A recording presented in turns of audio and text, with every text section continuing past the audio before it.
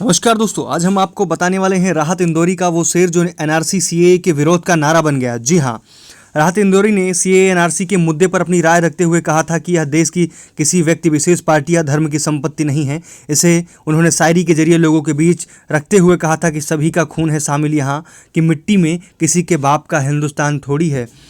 किसी के बाप का हिंदुस्तान थोड़ी है। राहत इंदौरी की ये लाइन नागरिकता संशोधन कानून सीएए और भारतीय नागरिक रजिस्टर एनआरसी के विरोध में प्रदर्शनकारियों के लिए बुलंद आवाज बनी।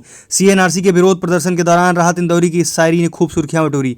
विरोध कर रहे प्रदर्शनकारियों के हाथों में मशहूर उर्दू शायर राहत इंदौरी के इस शेर के पोस्टर भी देखे गए। दरअसल सीएए एनआरसी के मुद्दे पर राहत इंदौरी ने अपनी राय रखते हुए कहा था कि यह देश किसी व्यक्ति विशेष पार्टी या धर्म की संपत्ति नहीं है।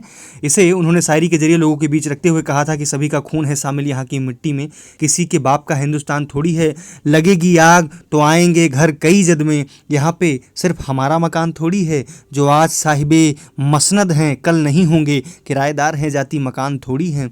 सभी का खून है शामिल यहाँ की मिट्टी में, किसी के बाप का हिंदुस्तान थोड़ी है।